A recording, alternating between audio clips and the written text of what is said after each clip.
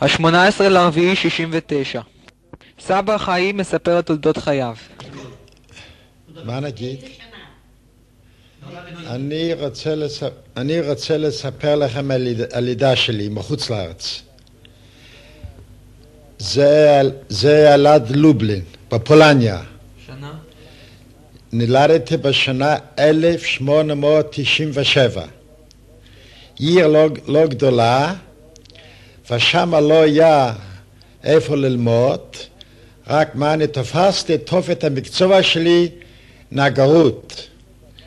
אז היינו בבית 4 אחים ואחות אחת. האחות הכי הגדולה נסעה לאמריקה. היא נסעה לאמריקה. ואנחנו נשארנו 4 בנים. האח הכי קטן, הוא נסע לצרפת, הוא לא הלך לצבא. ואני הייתי חרוץ מאוד בעבודה. כל אחת היה אוהבת יהודים וגויים. הוא עברו אותי. וכל העיר. ואני הייתי מפורסם בעיר.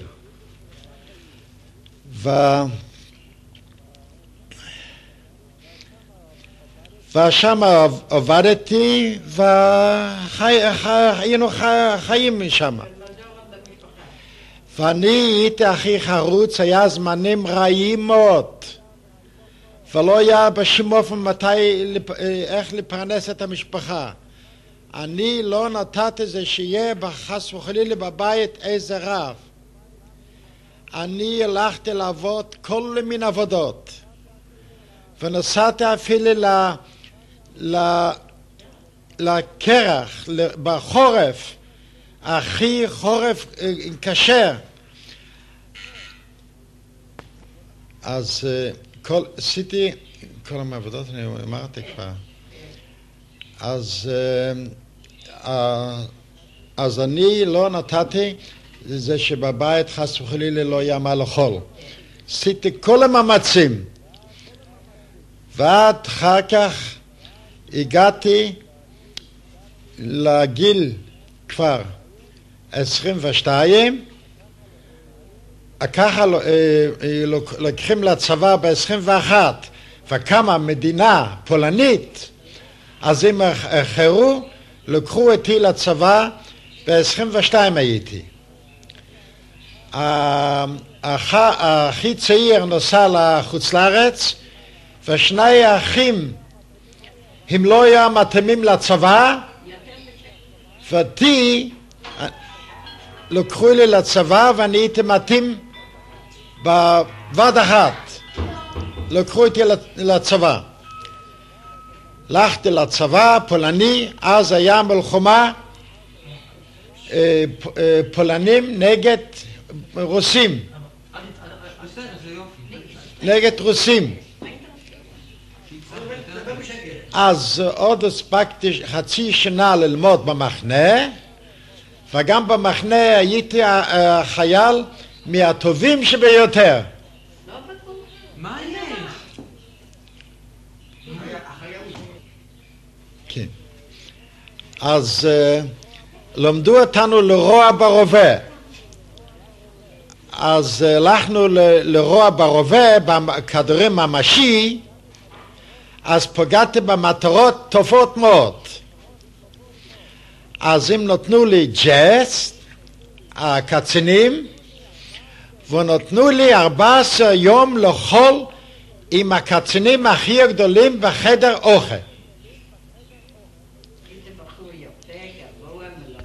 ואני הייתי בין הבוחרים גבוה, ישר ויפה.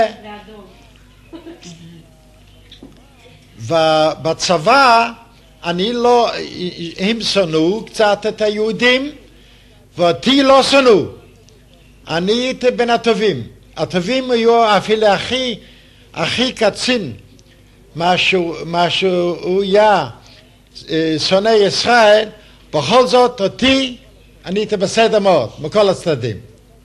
נתנו לי בגדים יופים מאוד ללבוש, ולמדתי טוב מאוד. את התרגילים. ואחר כך בחרו אותי ללכת לשמור נשק. אז מה שאחרים לא האמינו ללכת שם לשמוע, רק חיילים כאלו. ואחרי כמה זמן, אחרי חצי שנה, הם בחרו אותי לשלוח לחזית. שמה בצבא פולני חופש אף אחד לא יקבל, אפילו שיהיה חייל הכי טוב. שמה לא נתנו חופשים. בחרו אותי ללכת לחזית. אז קודם אני הייתי בפלוגה של פרסוצקי. ואחר כך הם הכניסו אותי לפלוגה של... לא, wie sie geheißen? פוזנייצ'יקים. נסעתי איתם ביחד לחזית.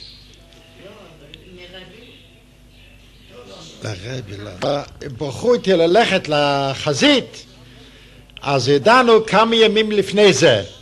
למדו אותנו איך זה בחזית, ובחיים שלי לא הייתי בחזית ולא ידעתי מה זה חזית. אז זה שאתם תדעו, לא אני יהודי רק, גויים, מה שהם הלכו למולדת שלהם, הם באו הורים שלהם והם נשקו אחד השני ובוכו, הם צריכים ללכת לחזית. ואני לא ידעתי מה לעשות. למי לפנות, למי להגיד משהו. שמעתי שם, אני הייתי, זה עלת ורשה. עיר זה שדליץ. שם היה הרבה הצבא. אז חשבתי מה, בכל זאת אני יהודי, מה לעשות, מי התייעץ, מה לעשות, למי להגיד שלום. שמעתי שם יש רבי גדול. הלכתי לרבי הזה, השמש, שם לרבי לא נותנים להיכנס כל רגע. בא חייל, אמרתי לשמש, אני רוצה להיכנס לרבי. הוא אמר, תכף אתה תיכנס. באתי לרבי, הרבי אומר, מאין אתה? אמרתי לו, מאיזה עיר? מעיר עלד 20 קילומטר מלובלין, לוברטוף. עיר שלי היה לוברטוף. אז הלכתי לרבי, אמרתי, אני רציתי רבי שתן לי איזה ברכה, אני נוסע לחזית. אז הוא אומר, לאט לאט, אל תמהר, אתה עוד לא נוסע. אמרתי, רבי, אני כבר מלובש, תראה, בגדים יפים, נעליים, והכל. הוא אומר, אתה עוד לא נוסע, אל תמהר. והוא אומר, תחזור, ואתה עוד לא נוסע. חזרתי לפלוגה, למחנה, ובמחנה לקחו אותנו התרגילים האחרונים לפני הנסיעה. לשדה, רצנו ורצנו עם כל החבלות, עם הרובה. אז אני התקררתי, חזרתי למחנה, קיבלתי חום. אז בלילה באו הסניטרים, אמרו בבוקר השכם צריכים לקחת אותו לרופא. אני בבוקר לקחו אותי לרופא, אני בא לרופא, הוא מודד לי את החום, הרופא היה נמוך, ואני בן אדם גבוה, ואני צריך להרים את הראש ולהסתכל לו למעלה. והוא אומר, למדוד את החום, מודדים את החום, הוא אומר, מיד לקחת אותו לבית חולים. יורידו ממני את כל הבגדים יפים, וכל את הנעליים, ילבשו אותי סמטוטים כאלו, ולקחו אותי לבית חולים. לקחו אותי לבית חולים, הם חשבו שיש לי טיפוס. לקחו אותי בין החולים של הטיפוס. אני הייתי שמה, אז על יד הבית חולים היה כביש. אז אני שמעתי אחרי יומיים, הייתי שמה, שמעתי והפלוגה שלי הולך כבר לרכבת, והם שירים ותזמורת, איך הולכים לחזית, ואני שמה בפנים. אחרי 3 ימים ירד לי את החום, ושלחו לי בחזרה למחנה. הייתי עוד כמה חדשים, שוב פעם למדו אותי, ואני ברחו אותי שוב פעם לחזית. אז אם לקחו אותי לחזית,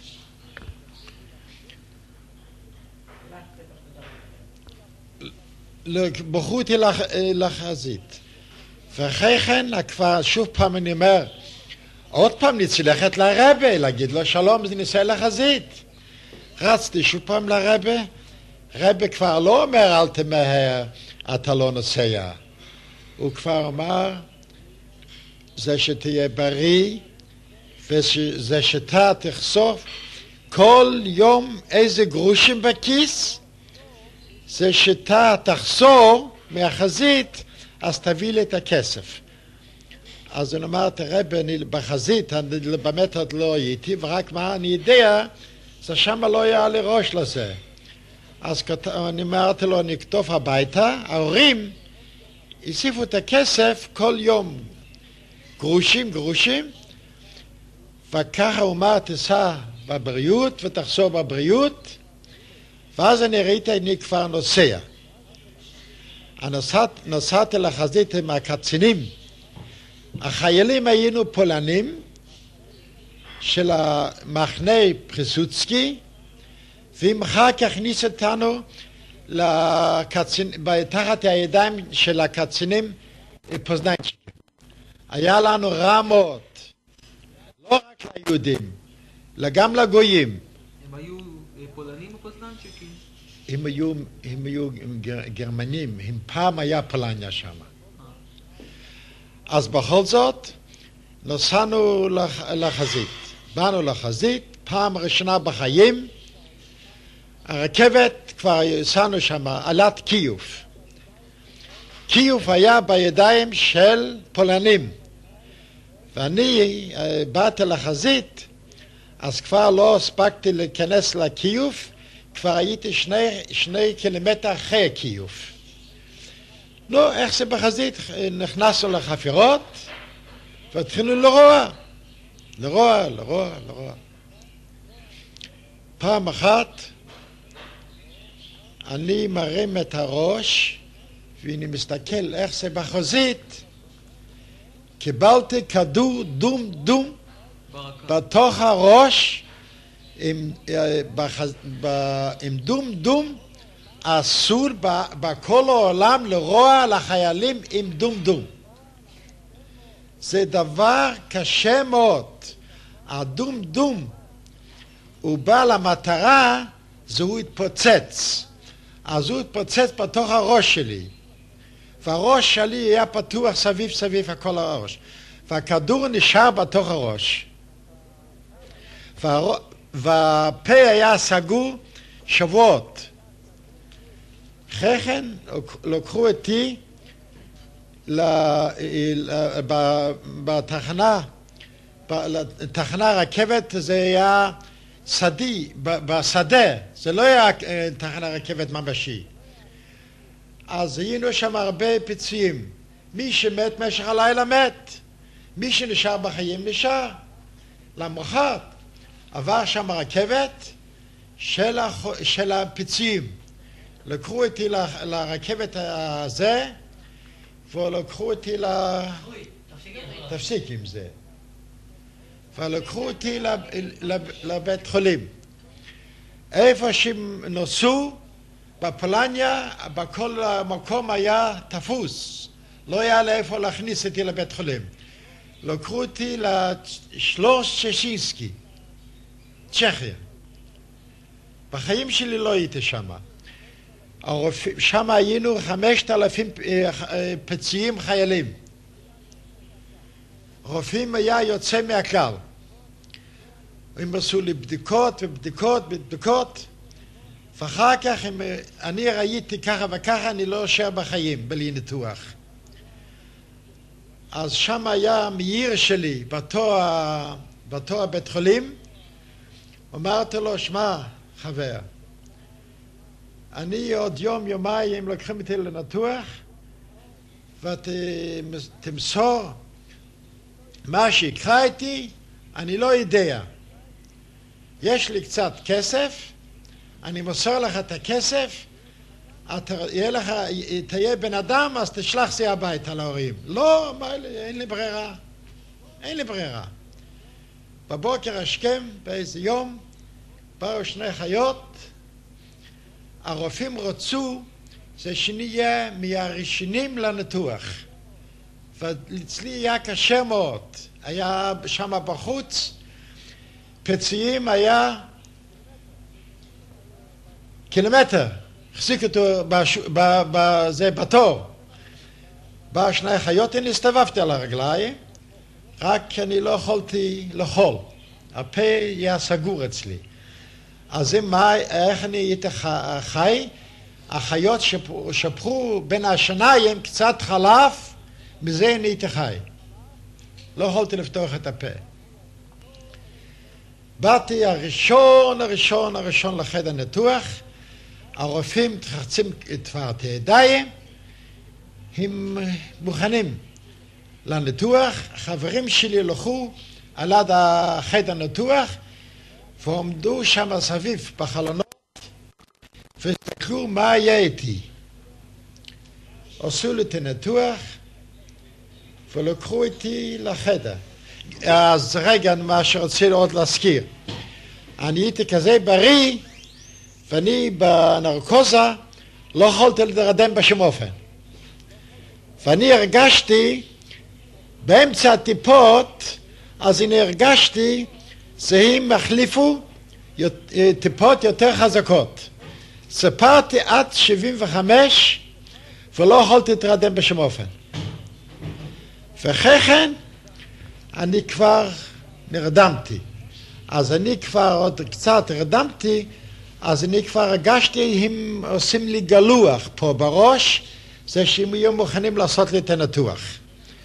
עשו לי את הניתוח, אני ישנתי המון זמן.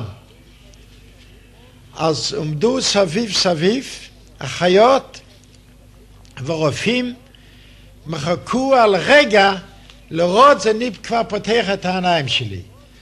וחיילים מאות עומדו, ואחד שואל השני, נו, מה איתו? הוא כבר קם? הוא קם? אני התחלתי לפתוח את העיניים, אני מסתכל באיזה עולם אני.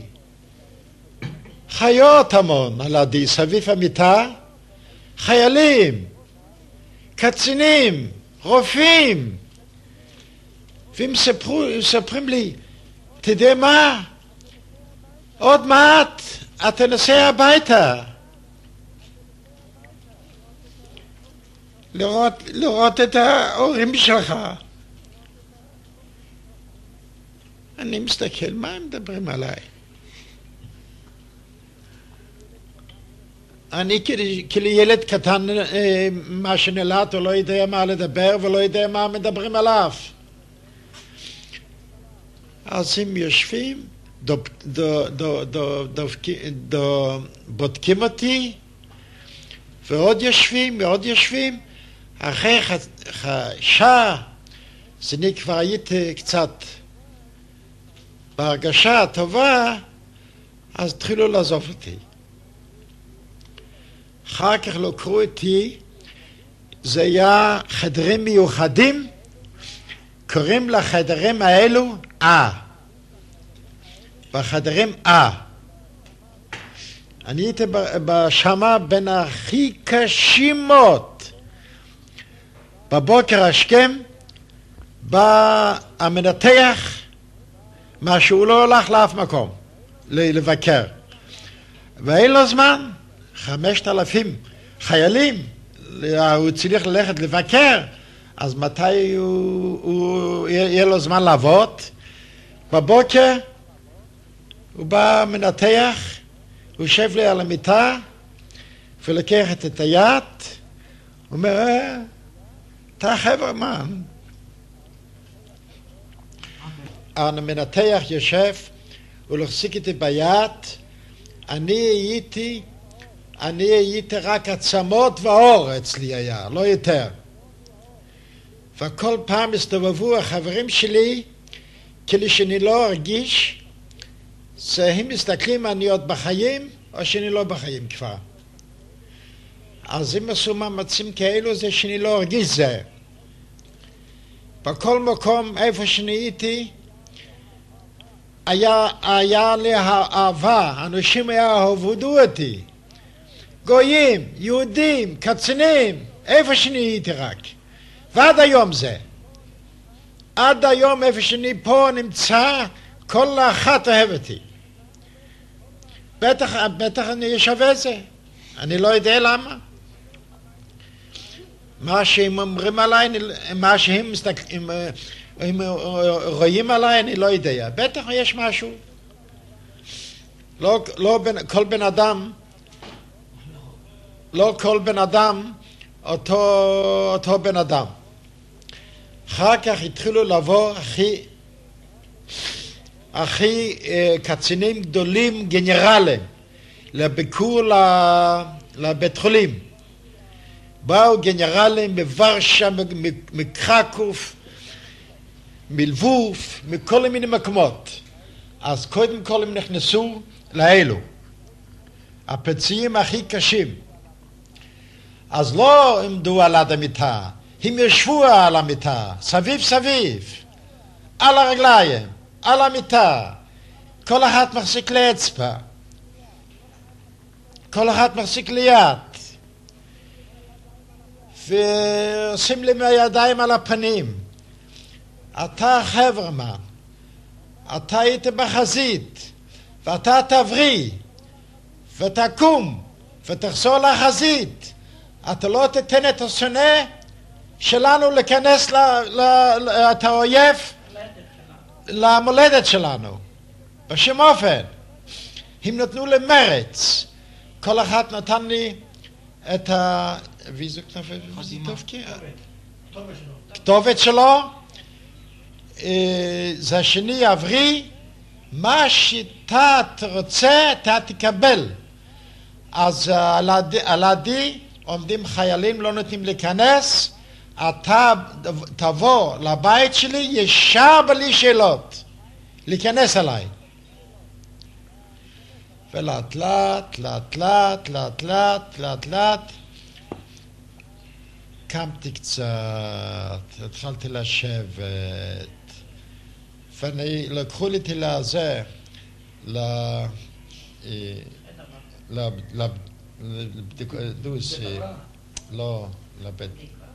לבדיקות. הסניטרים אמרו, פה זה יהיה קל לנו לקחת. רק צמות ואור, הוא לא כבד. אחר כך התחלתי קצת לקום ולשבת ולהסתובב, והמנתח הוא לא עזב אותי יום לבוא.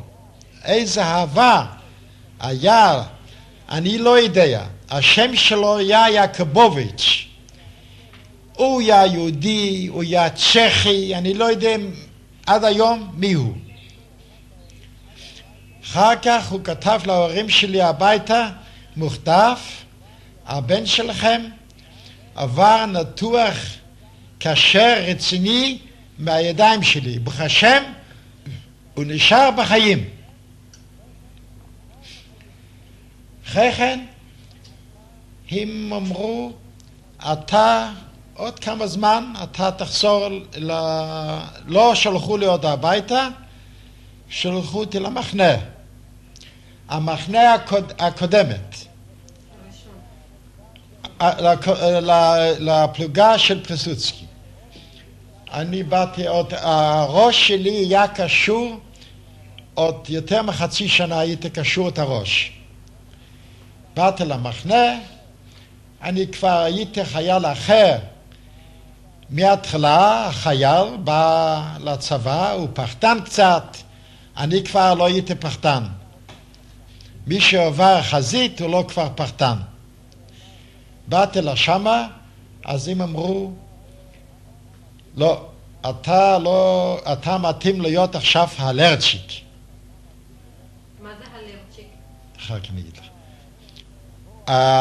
אתה גבוה, ואתה יודע לרוע טוב, אז אתה מתאים לצבא הזה. אז מה לקחו אותי, ועוד חיילים ברחו, ולקחו אותי לאוקראינה. זה היה בגוברניה וולי, עיר זמברוב.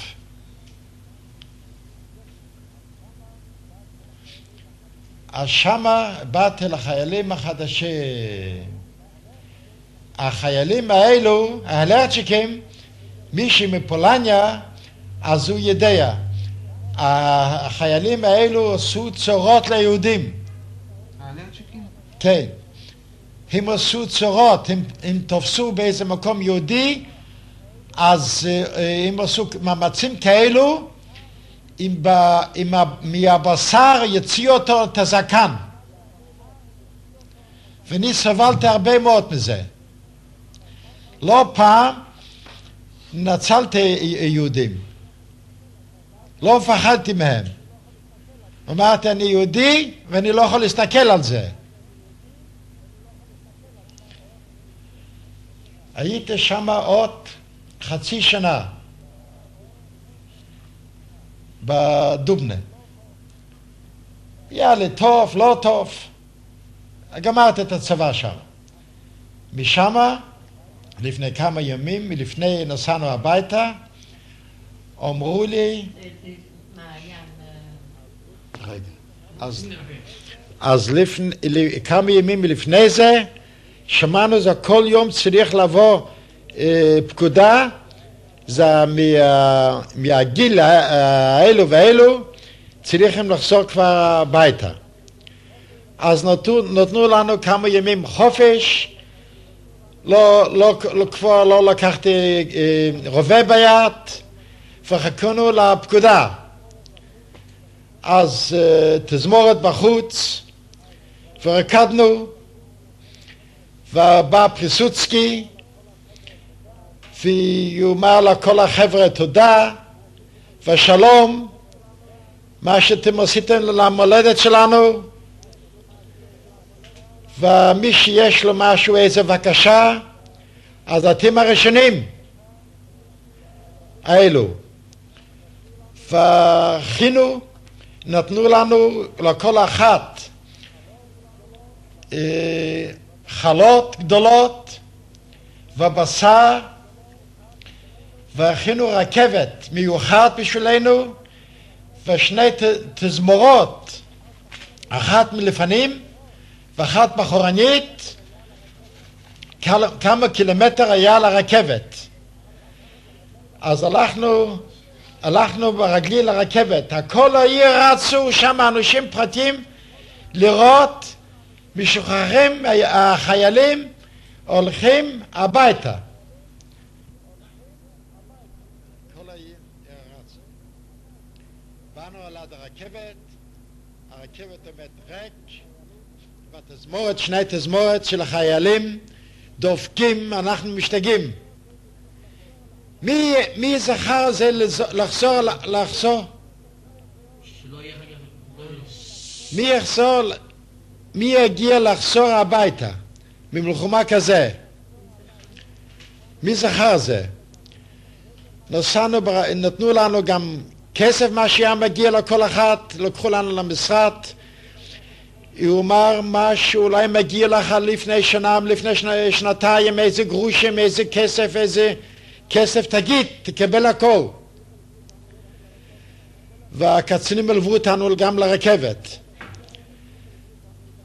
ועלד הרכבת, אנחנו עלינו לרכבת, אז התזמורת דופק, אנחנו משתגעים. ואיזה שמחה. הגענו לעלות לרכבת, לנסוע הביתה. אנחנו פשוט השתגענו. היא קופץ אחת על השני. מרוב שמחה. נסענו, זה היה רחוק לנסוע, זה אוקראינה, לפולניה. זה היה רחוק.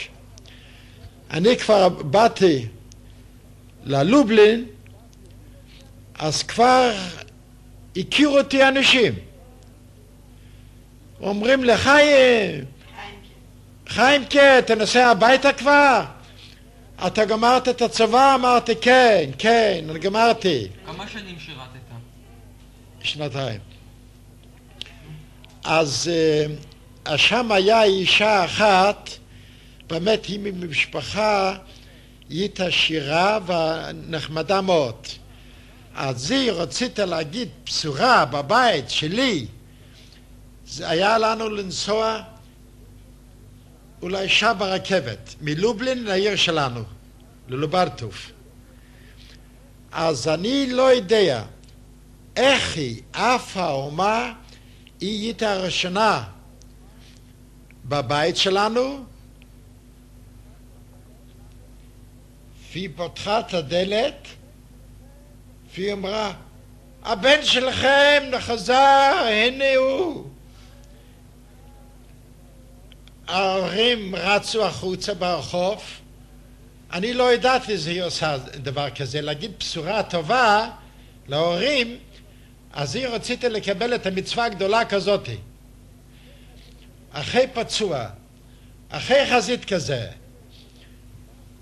אז אני באתי אחרי כמה רגעים, אני באתי קרוב לבית, אומרים עם הידיים פתוחות, מסתכלים, איפה הוא? אני כל הזמן לא הייתי בבית, אז אני לא ידעתי מה לעשות. אמרתי, הנה הוא, הנה חיימקה. כל העיר רצו לראות אותי, כזה פצוע, והוא חוזר בשלום הביתה. ולא נתנו לי, בקשתי מאנשים, אני עייף, תתנו לי קצת לנוח, תבואו מחר. הם אמרו, לא, עכשיו אנחנו רוצים לראות אותך. הייתי קמים בבית, להורים, לא, אני הייתי הכי ילד טוב בבית, וחרוץ כזה, אין מה לספר. זה בלתי אפשרי לספר דבר כזה.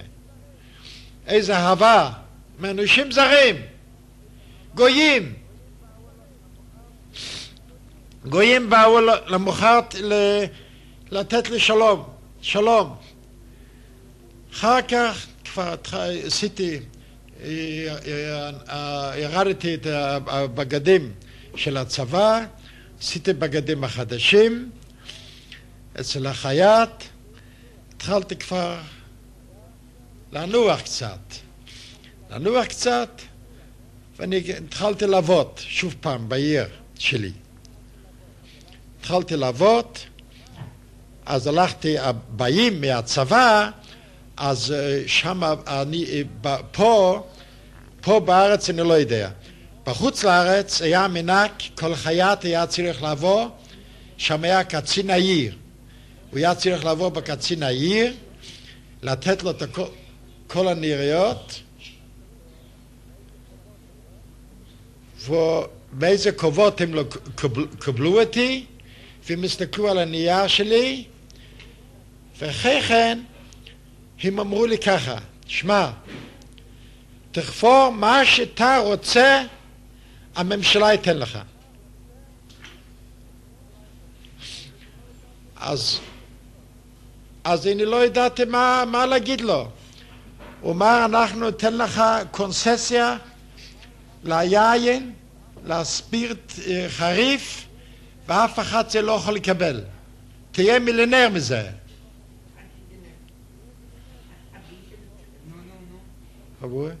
אמרתי, טוב, אני אתן לכם תשובה. אחרי כמה זמן הכרתי בחורה בעיר שלי, נחמדה מאוד, מהמשפחה מפורסמת, היא הייתה יפה מאוד, ואחר כך בעיר, עוד בהתחלה היה בשקט, ואחר כך האנשים כבר התחילו לשמוע מי שצריך להיות הכלה שלי, אמרו, חיימקה, מגיע לך כלה כזאת. אז היא הייתה ציונית גדולה מאוד. אז היא אמרה ככה, אני אמרתי לה, תשמעי, אני לא צריך עכשיו לעבוד, אני יכול לקבל קונססיה כזאת, ואנחנו יכולים לחיות ולחיות. היא אמרה, לא, אנחנו רוצים לנסוע, גם ההורים שלי והאחים שלי, אנחנו רוצים לנסוע לפלסטין. מקודם אמרו, לא אמרו לישראל, לפלסטינה. היה לי מצד אחד חבל לעזוב קונססיה כזאת. אמרתי, טוב, אנחנו נוסעים לחוץ לארץ, לפלסטינה. אחרי שנה נסענו, אולי נפסיק, אתם תאכלו? אתה רוצה גם כן לאכול? לא, לא. אז התחלנו, שנה התחתנו,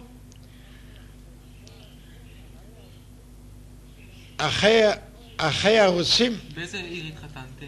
אותו העיר. איזה? לוברטוב.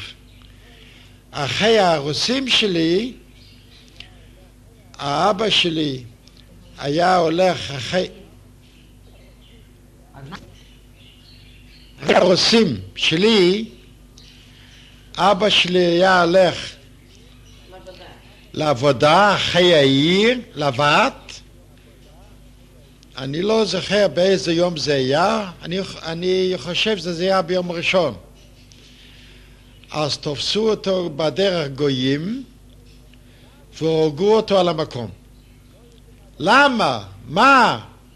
לא יודעים עד היום. אחר כך אני הייתי ככה, לא בחיים ולא הרוג, כבר לא ידעתי מה לעשות.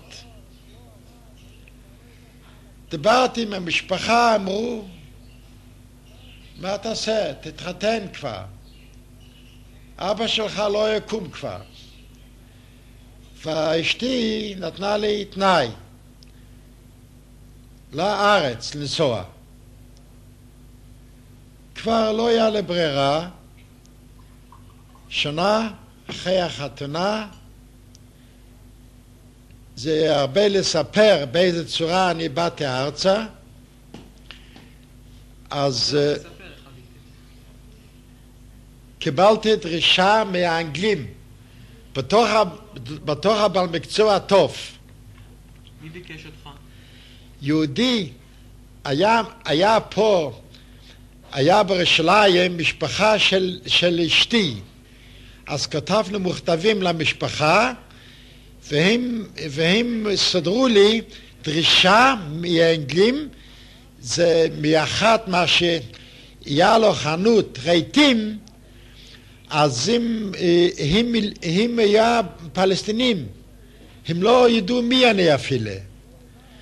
רק המשפחה נתנו לבן אדם הזה אחריות, שאני לא אפול על הראש שלהם. הם לא צריכים לפרנס אותי.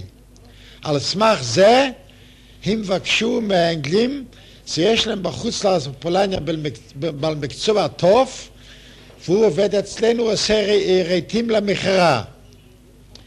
במשך זמן קצר קיבלתי דרישה. כבר אשתי היית בהיריון. הנסיעה מקודם אז עד היום, זה אי אפשר להשתוות. איך זה הנסיעה? נסענו דרך קוסטנציה, עם אונייה צרפתי. רגע, מאיפה הפלגתם? מאיזה עיר יצאתם? יצאתם מעיר שלנו, נסעתם? מליברטוב. נסענו לוורשה לקבל את הוויזה מהקונסול האנגלי. מכרנו את כן, מכרנו את כל החפצים, היה חדשים, אחרי החתונה. אשתי אמרה, אין לי שום, לא חבל לי את כל הרהיטים החדשים שלי, אנחנו נוסעים מארצה. אנשים הלכתי להגיד שלום למשפחה שלי, לקרובים שלי, אמרו לך, ימק, אתה השתגעת? מה חסר לך פה? תראה איך אתה מלובש, כסף יש לך, תראה איזה מילים, איך אתה מלובש, בשביל מה אתה נוסע, איפה אתה נוסע למדבר? אני עניתי להם, אני נוסע הביתה, לבית שלי, למולדת שלי. ונסענו ברכבת, באונייה, היה לנו, 2 ימים היה לנו, לא רע. רגע, מוורשה לאן נסעתם? מוורשה נסענו לרומניה. מרומניה? רומניה, לאונייה. אז באנו פה לנמל יפו. האונייה הייתה עומדת... איזו אונייה צרפתית? צרפתי. האונייה הייתה עומדת המון קילומטרים מהיבשה. ערבים, ראיתי פעם ראשונה את המכנסיים הרחבים של הערבים, את השפה שלהם, איך הם צעקו, ירידו אותנו בתוך האוניות הקטנות. אז היה ב-24, לפני... אז איך הם ירידו את האנשים? כמה חבילות. אז אני לא האמנתי, אז אני הגיע לבושה.